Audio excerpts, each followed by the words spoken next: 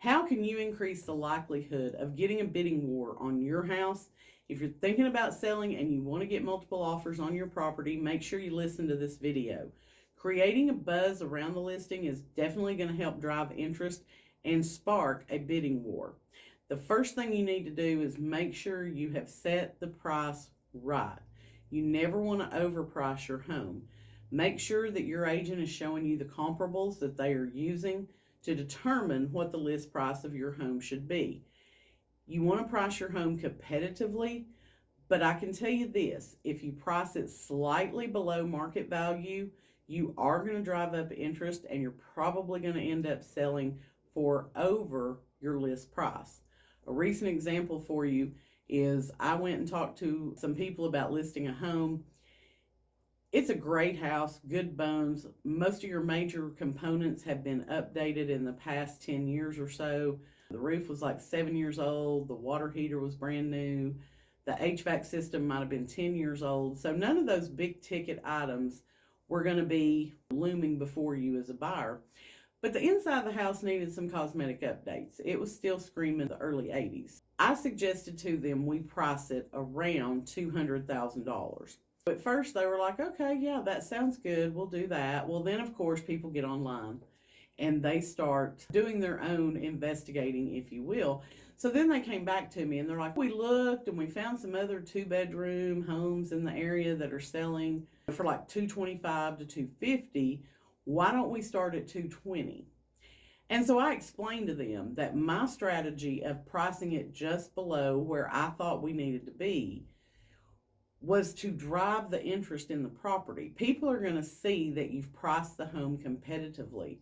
So what ended up happening on that particular house is they agreed with me. We listed it at the $200,000 and we ended up having 8 offers that came in on this house, and we did sell it for a significant amount above the list price. So you want to drive that competition, and the only way to drive competition is to price it aggressively. Second thing is you need to make sure that you have a really good marketing campaign. Talk to your agent, make sure what are you going to do to promote my house. One of the things that I like to do is we play a little game on Facebook that I call The Price is Right. If you're familiar with The Price is Right game show, then you know that contestants are bidding on items and they're trying to stay below the price of the item, the retail price. So I will put pictures of the listing online. I will give a good description of that home. And then I tell people, let me know what you think the list price is in the comments. And people are guessing left and right, and they can't be above the list price. So you have to be at list price or below in order to win. Whoever is the closest without going over, I give them a $25 Amazon gift card. So it's just a fun way to get eyes on that listing. People will tag their friends to get them to play. So that's one of the things that we do to try and get more eyes on our listing the day before we actually hit the market. Make sure you have a strategic listing timeline.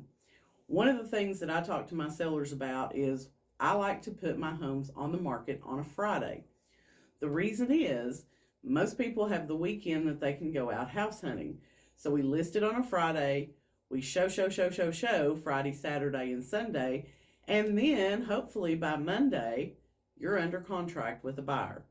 If you list the home on Monday, especially now that the time has changed, not a whole lot of people can get in there during the workday, and it's dark by 6 o'clock now, so you're not going to have a whole lot of evening showings either.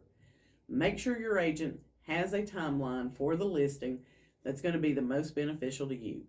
If you need an agent to help walk you through these steps, send me a DM.